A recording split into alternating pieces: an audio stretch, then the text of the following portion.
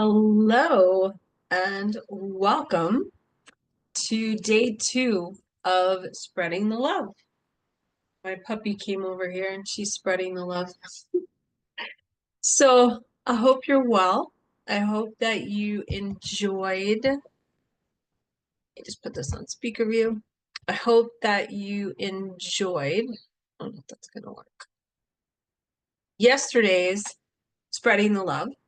There were some really powerful stories and talking about animal wisdom and animal consciousness, which is very, very mind-blowing. So today what we're going to be talking about is hearing, like, beyond barking. Sorry, to reverse that. It's beyond barking.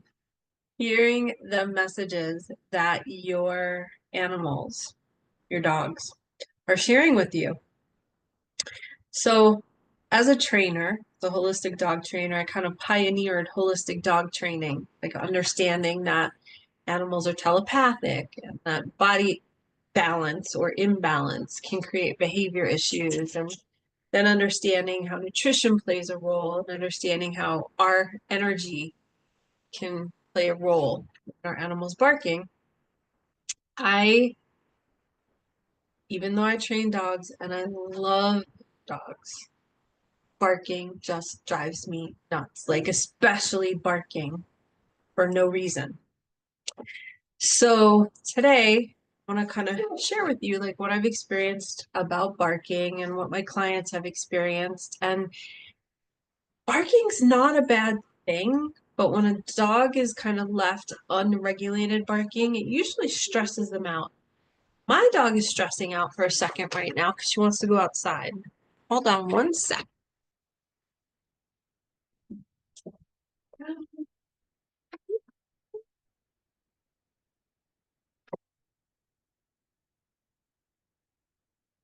So,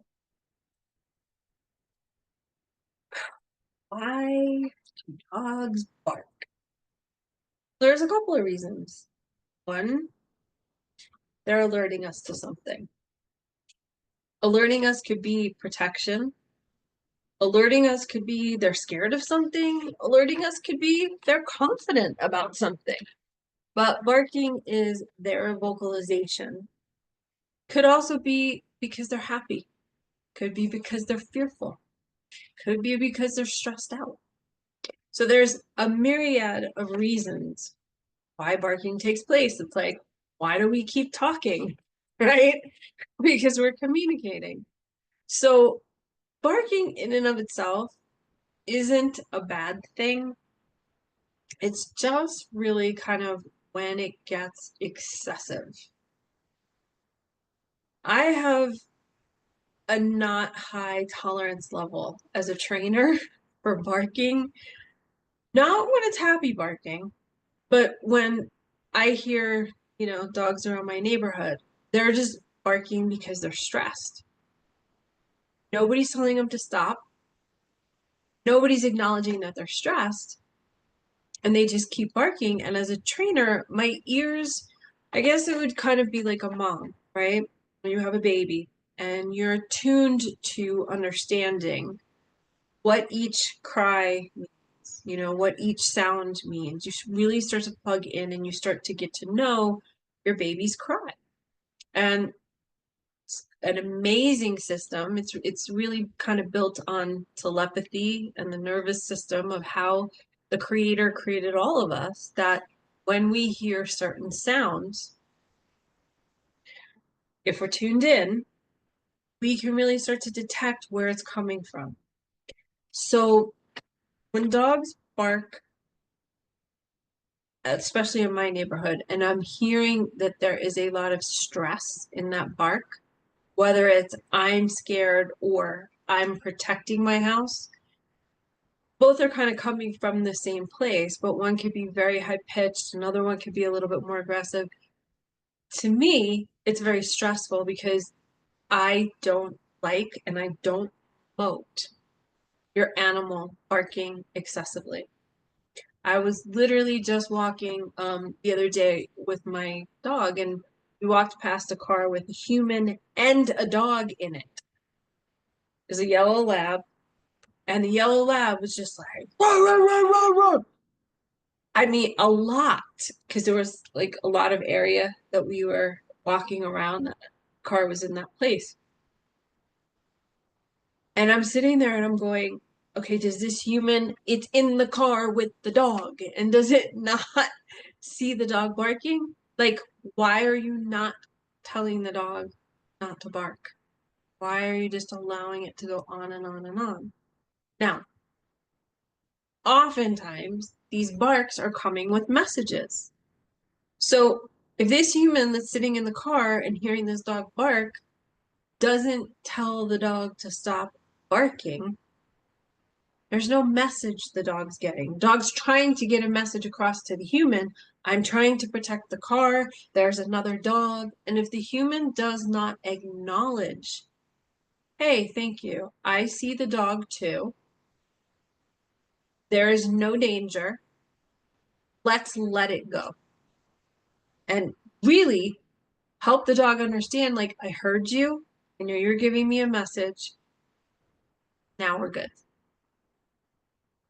So to me, I have a very challenging time when people just let their dogs keep barking, because part of their barking, while it can be protective, while it can be alerting, if animals continue to go into a deep sense of barking on either side of the spectrum, it can actually affect their energy flow, and it can actually imbalance their behavior. It can cause more stress and anxiety on the nervous system. It could literally intensify if they have anywhere in their bodies that they're out of alignment, which could be backing up their energy flows. It could be creating a situation where now we've got an animal that is harming their health because the barking just keeps going and keeps going and keeps going. And now all of a sudden, something could translate into the next time you go to the vet, the blood work's off, or your animal has they've got high liver enzymes, because the liver in Chinese medicine is what processes stress. It could be, excessive barking literally could start to tank their nervous system, because the barking isn't happening to just, oh, I'm so happy, or hey, I just want to let you know that somebody's here. It's going into an excess. So I started to look at this and I started to really want to understand directly from the dogs as a master animal communicator. I wanted to understand, what is it that's creating the excessive barking? Different times I found out different awarenesses from the dogs. So recently I've worked with my client Marissa, who's actually my coach for business and marketing. And her dog Maisie would always show up every time that she gets on a Zoom, every time she starts to work with a client. And she was just like, like I can't get her to stop barking. And what was really interesting was she could have had a dog trainer come to the house and work with Maisie and gotten the barking to stop. But what Maisie shared about why she was barking is because Marissa has an insulin resistance issue. Now, she's not diabetic, but she's on it and she's clearing up like the insulin when it gets imbalanced or gets too high or drops too low. What Maisie shared about why she was barking is because each time that Marissa would get on Zoom with a client or with her mastermind groups, Marissa has a really positive, really powerful, really beautiful energy. But Marissa's energy goes very up and it starts to go outward.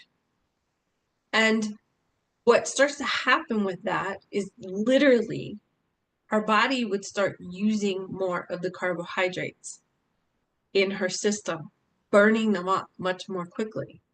And it literally would start creating insulin drops. in her system. Without ever being trained to be like a medical service dog, Maisie was being Marissa's energy support dog because she could feel when Marissa's energy would go up. She could feel the shift that was happening in her insulin. What Maisie was wanting to help her do was to take her energy instead of going up and out. Maisie was wanting her to ground her energy downward. And as that energy got grounded downward, it would stabilize her blood sugar level.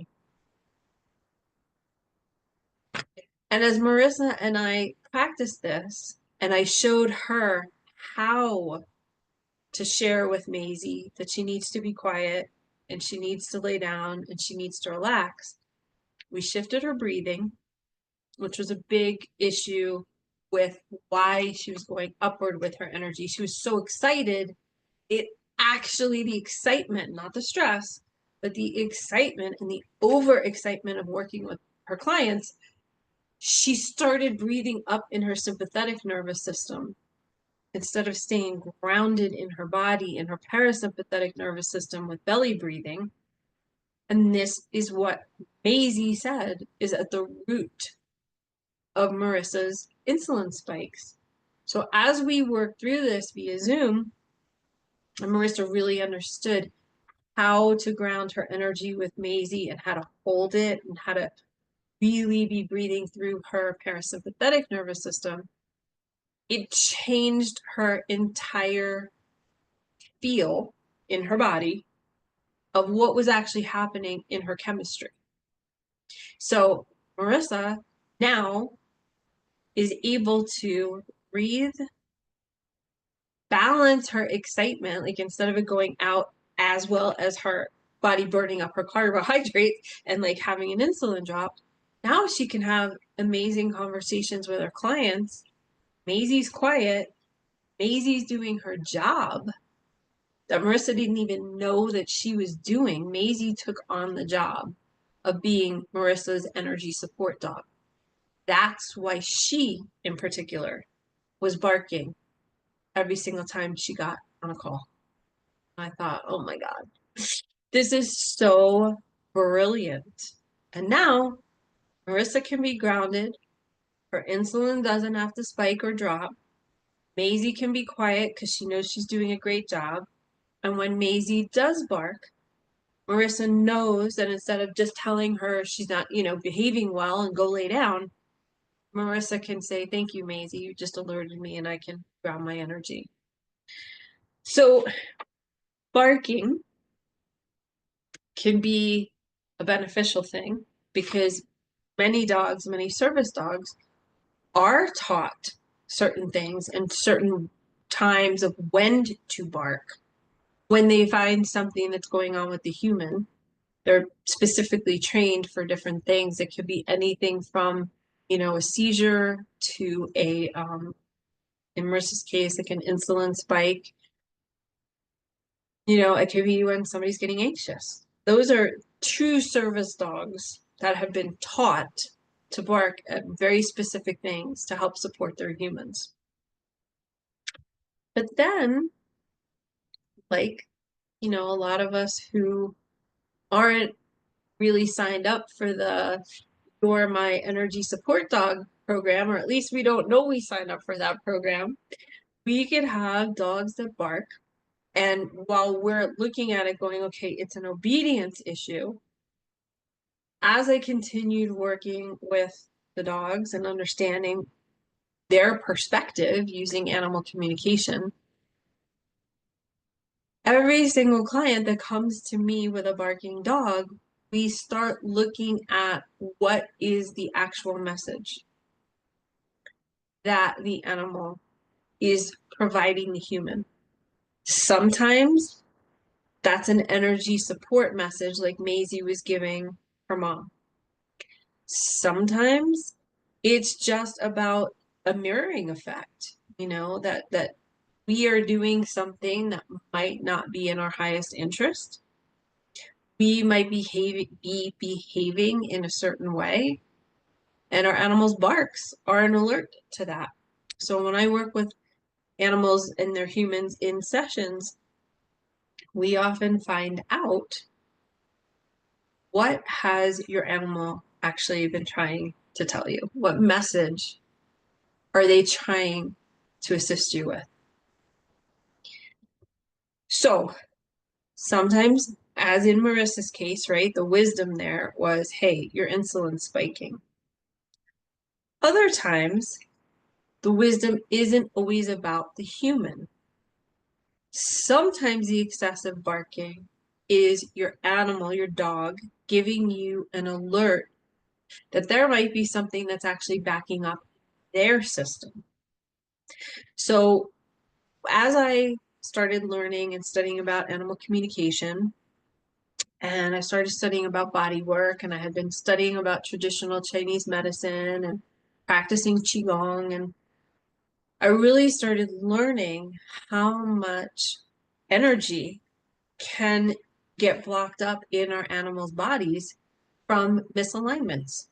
Could be a structural misalignment, like the vertebrae are off.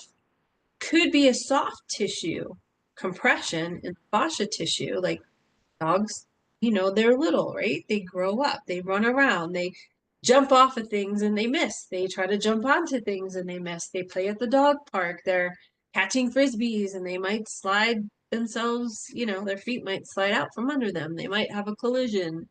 So there's many ways in which the physical structure of a dog could go out of alignment, much like a human being, right?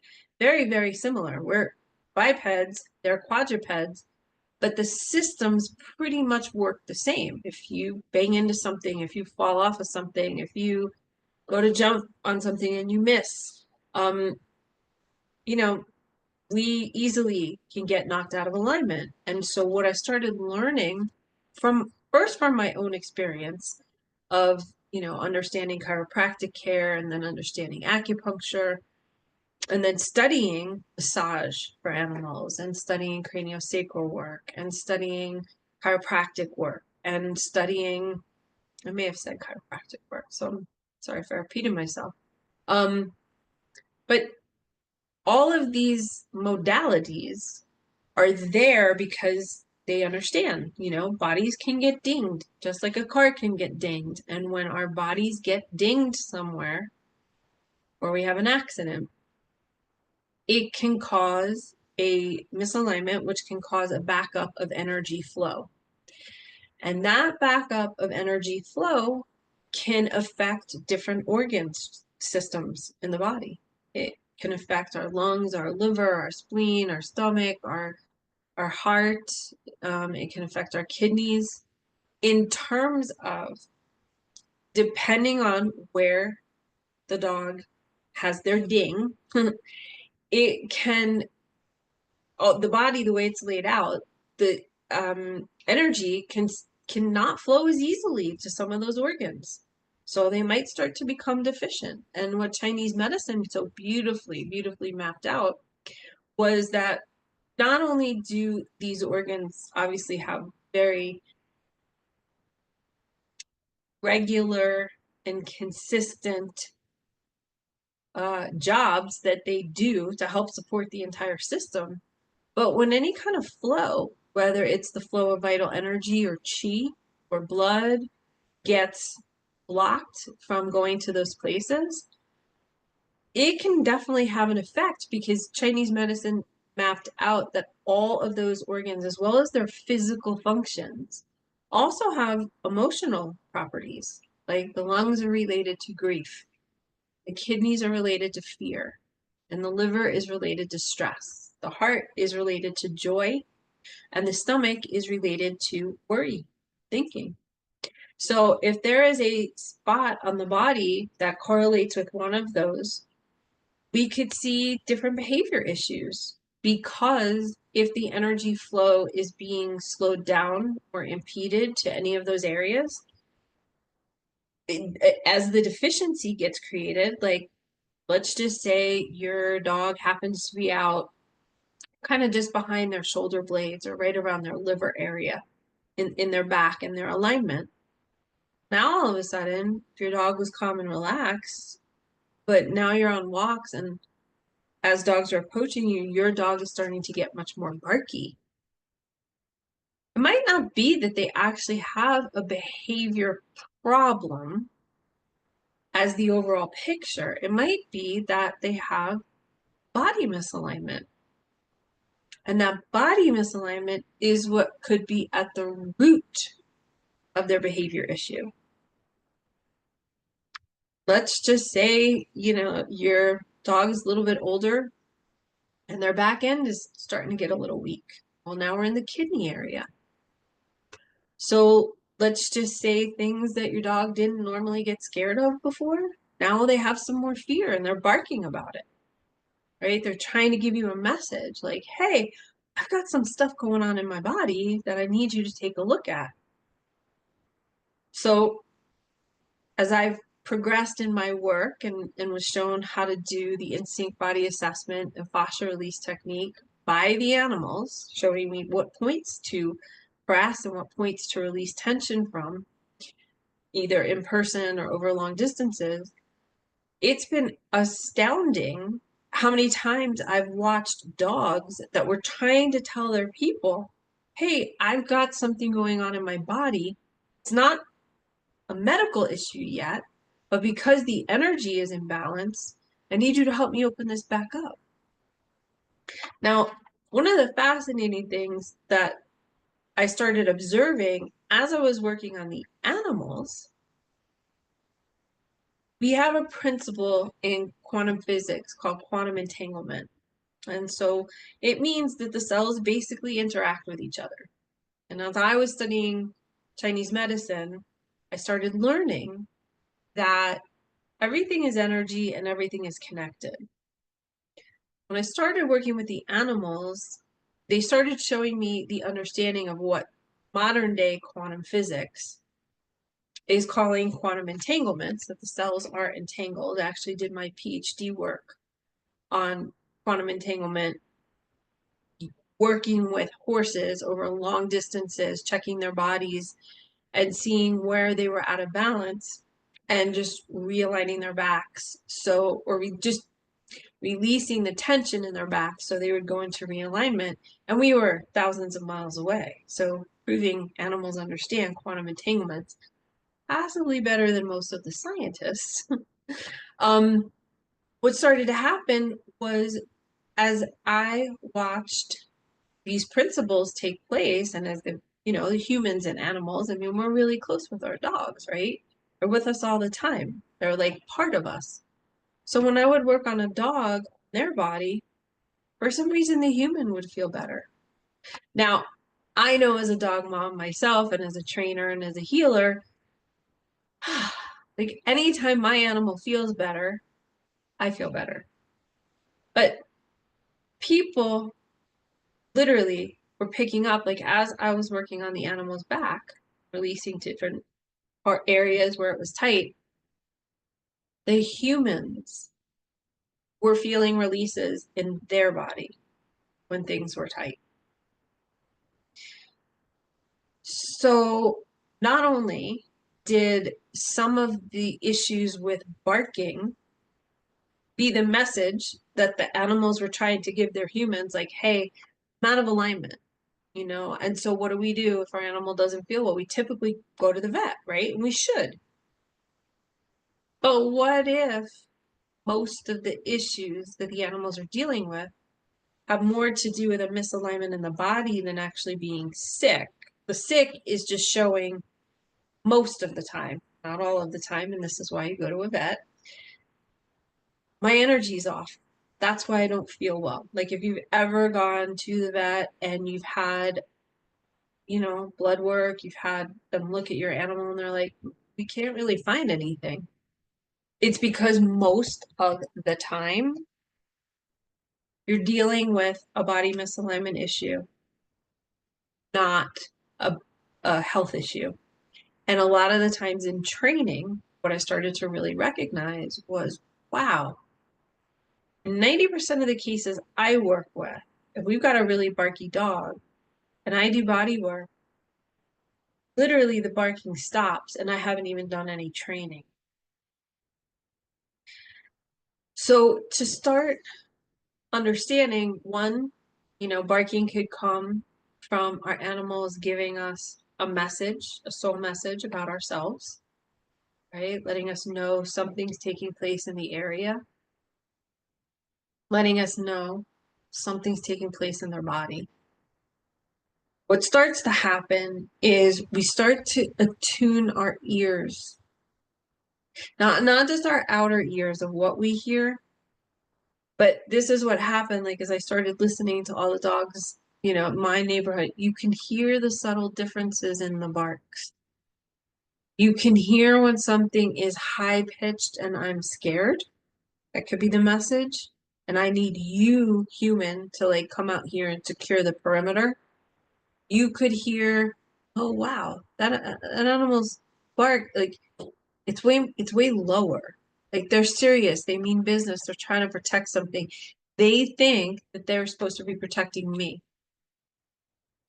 There is also times when I work with dogs in training that at first the bark sounds a certain way, and then we shift the energetic because sometimes the message is, hey, human, I need you to hold a bigger energy field because I don't feel that you fully have my back. I know you love me. I know you're walking me.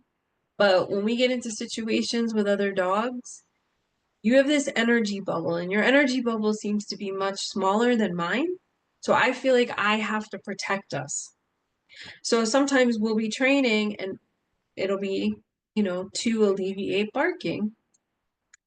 And literally the beginning of the training will start out with a certain pitch of bark because nothing else has been adjusted, which is probably why my clients call me because they're like, I can't figure out how to shift this. So when I show them what needs to shift in them, this is their dog giving them a message like, hey, they can't hear me like yo quiero Taco Bell, right? So I need you to step in, I need you to show them what's taking place. And I need you to help me help them understand, okay, let's get your breathing. Let's look at your perspective of your energy bubble. And once that actually shifts in the human, like this is the message that the dog was actually trying to get across to the human, but sometimes it's hard to understand dog unless you telepathically communicate with them or you just intuitively and instinctively understand what the bark is about. And once that would start to shift, and I usually, if I'm training with somebody and we're in person, like I'll kind of take over so I can show the human exactly how to shift the energy.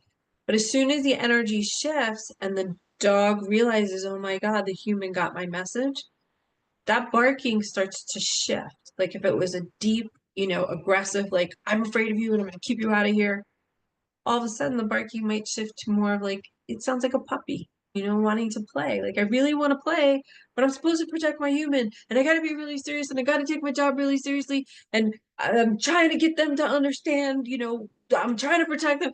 So it's like a kerfuffle, right? So what I do in terms of that barking is I really tune in and listen with my inner ear. Okay, where are you stressing? What are you needing? What do I have to help your human provide for you? And oftentimes it's not provide for you the treat because I'm not really a treat trainer. And oftentimes it's not usually like, okay, walk away or okay.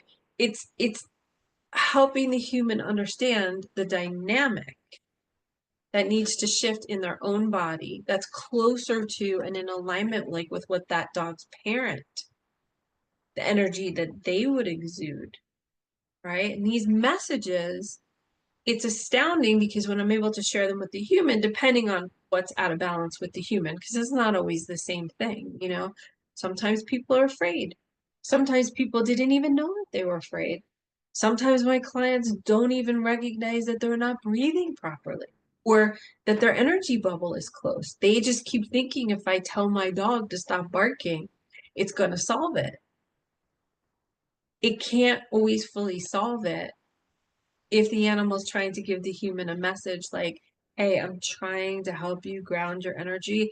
I'm trying to help you get into a better space of leadership so I feel safer, the dog feels safer, is saying, that's what they're saying to the human. So there's a myriad of ways that we can look at barking, but we want to be able to kind of tune into, but what's going on with my dog? Are they sharing with me a soul message? Are they telling me their body is out of alignment? Are they trying to help support me in grounding my energy field and learn something about myself? Like, I've got dogs that, I'm trying to think of an example. Just give me a second. So I have a client, Sarah, and her dog, Jax. And Jax was, when Sarah left the house, she would put Jax in a crate. And Jax was an incessant, like off the wall barker. And Jax would tear at his crate. And it was sad because as an animal parent, as a dog parent, right, you want your dog to feel safe. You want them to be okay. You want them to be happy. But nothing that she could find to do was helping Jax calm down. And as we worked together, I watched the dynamic because part of being a healer, I'm just very sensitive to energy. So I can feel the energy in the dog. I can feel the energy in the human. I can hear what the dog is saying about what is being challenged with them. Then I can also hear the human's body as well. What's the pattern that's taking place? So I'm kind of like the intermediary that's sort of like the energy fairy, I guess. Like I'm figuring out, all right, where's the root of the problem? In the energy? Is it physical? Is it emotional? Is it psychological? Is it spiritual? So when I checked in with Jackson, I was like, what is wrong? Like, what? Because he really wasn't, other than that, he really wasn't an anxious dog. I said, all right, well, she's had several other trainers, nothing has worked, and find out from Jax. And what Jax said was, Sarah, for the most part, also is a very calm person. She functions well in her life. She functions well in her job. She functions well in a relationship. She can handle stress and she's good at managing it. He said, but when she got me, her mom instincts kicked in and she wasn't expecting it. But her mom instincts kicked in a way that she got very, very nervous and she got very anxious about making sure that she was doing the best job that she could for Jax. And he said, so every time, Sarah, who's usually a pretty cool cucumber, is getting ready to leave, he said she feels guilty. She feels fearful. She feels uncertain. She doesn't know how to help me. And so her anxiety shoots through the roof, which makes my anxiety shoot through the roof. He said she's tried everything, but the thing that she hasn't shifted is the what's going on inside of her. So I was like, okay, that's fantastic information. And as I kind of checked in with Sarah's body, her body, like I said, is usually calm, relaxed, cool. But as soon as she knew that she had to put Jax in his crate and leave, she was like through the roof, like terrified something was going to happen to him, terrified she was being a terrible mom. She felt so guilty and so bad, she didn't know what else to do. And so the typical training methods of undoing the barking or telling the dog to be quiet weren't really working because Jax's message, through his barking to Sarah to help her understand also like how to calm and ground. And so we started doing some breath work, just really simple stuff. We started shifting Sarah from her sympathetic breathing to her parasympathetic breathing. Sarah also didn't know that one of the primary forms of communication for dogs is actually pictures.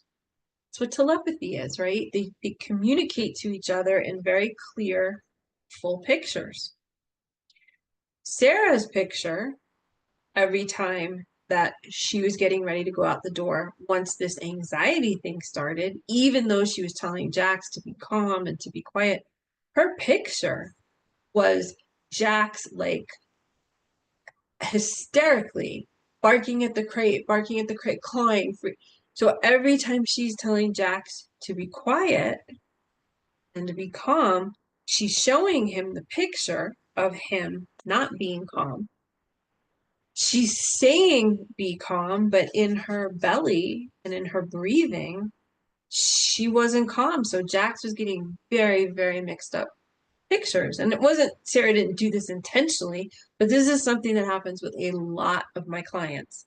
I share with them the telepathy piece. I help them understand your dog thinks in pictures first. So like if you're asking your dog to sit, but you're looking at your dog standing and that's your mental picture instead of going inside and mentally picturing your dog sitting while you're saying sit, two different things.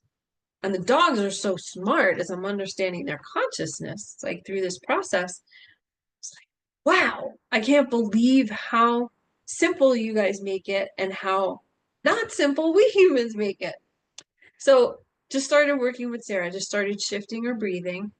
And immediately, as soon as she shifted her breathing from anxious, almost like feeling like she was being choked and restricted, which Jax was feeling, and he was like, she's my mom. I want to protect her when she's feeling like she's being choked. Not realizing all of this is coming through the anxiety. So when Sarah and I just started balancing her breath, immediately while he was in his crate, like literally within 30 seconds, Jax started to calm down. So I was like, okay, now at least we have a space to go to that we know we don't have to go all the way up and escalate. We can actually come down. So as Sarah started with her breathing, I said, okay, listen, you've got to start visualizing a calm Jax, not just giving him lip service, but you literally have to start visualizing. You're going to put Jax in his crate, almost like a mini movie, you know? You're going to put Jax in his crate. You're calm. He's calm and safe. You're breathing and relaxed. He's going to be fine. You can even show him, I'm going out to the supermarket and I come back, right? Show him like a little mini movie. And all of a sudden, Sarah was actually able to hold the energy of truly being a calm, what I call authentic alpha. I don't mean angry, aggressive, dominating. I mean calm, relaxed, peaceful. Her energy bubble was big, so Jax could feel like, okay, she's safe, so I don't have to save her and protect her. Okay, she's letting me know I'm safe. All right, she let me know she's going to be back. Now, all of a sudden, without having to do really anything in terms of Jax's training, it became about Sarah's training and her training her energy. And that was what had the biggest shift on Jax. And as she stayed conscious of it, she was really able to move through it with great ease. And it was really successful. We didn't have to use treats. We didn't have to keep throwing things in the crate. It just was a message from his barking, was a message to Sarah to help support her in understanding how to use her energy most efficiently. So barking in and of itself is natural, just like us speaking.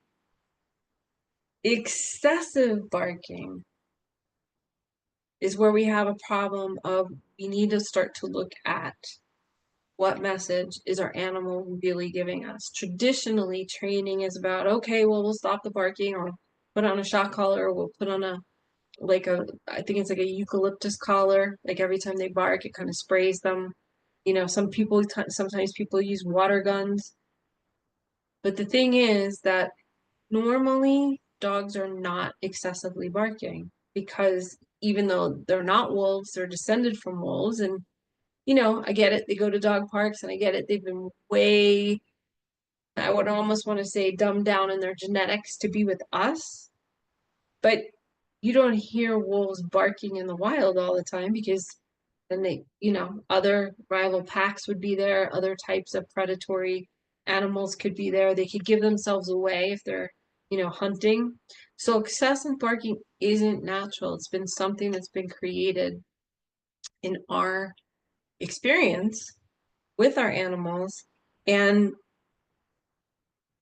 not for nothing, but like being on all our electronic equipment, we're kind of dumbing ourselves down, right? From, sticking our faces into all this stuff and it's working with our brain, but not really tuning into our bodies and how our bodies feel. And so why our bodies are really important is because our brains don't feel, they only think. And so as the brain is thinking and the body's not feeling, we can actually get ourselves into a lot of trouble because the way the creator designed our bodies, just like the animals' bodies, we need to be feeling what's taking place in our environment so we can stay safe. So we know if the energy's off balance, how to get it back into balance. I was at the park the other day and there's a 3-legged dog that kept getting caught up in the leash. The girl's on her text. She lets the dog off leash and dog came over to me. We were just kind of hanging out and saying hi, and dog was playing with my dog. This woman went, and the park all the way around is like a mile and a half. This woman probably went 3/4 of a mile down the path on her phone, not even realizing her dog wasn't with her. And this is a 3-legged dog. So it's at a little bit of a disadvantage. And I just was like, wow, look at how much we're getting sucked into technology. She didn't even realize her dog's not with her. So, and the dog was cool. I mean, that particular dog did not bark, but just saying, like, we want to listen in deeper. We want to be more connected with our animals so we can actually hear the messages that they're giving us.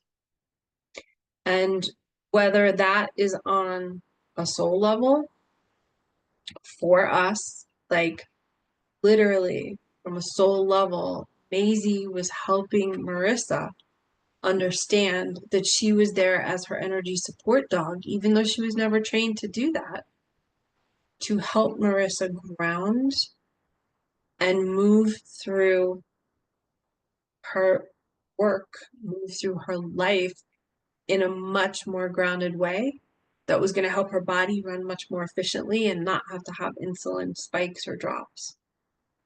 Whether it's our animals sharing with us, hey, I have a body issue, like I've got energy backing up because my body's out of alignment, messages could come through that type of barking. Whether it's a space where an animal is mirroring back to us things that we're doing and can help us repattern it. Like for Sarah's thoughts, started running amok. For a very calm, cool, collected person, now all of a sudden, Sarah's freaking out because her brain keeps telling her, you're not a good mother, you're failing this dog, look at you can't even take care of a dog, how are you going to take care of a kid? Jax was actually helping her find a place of calm and balance in that area as well. So, barking, I don't think that there's anything wrong with it at all. Then you have your happy barking. I've also worked with clients that there's a golden retriever in Aspen named Jimmy. And Jimmy was like the happiest go lucky golden retriever ever. He actually was a much darker color golden retriever, almost like an Irish setter. And his mom really called me. She's like, I, I don't really have anything wrong. Jimmy's like happy. He's a great dog. He's great on walks. He's just the best dog. But when he gets excited, he doesn't stop barking.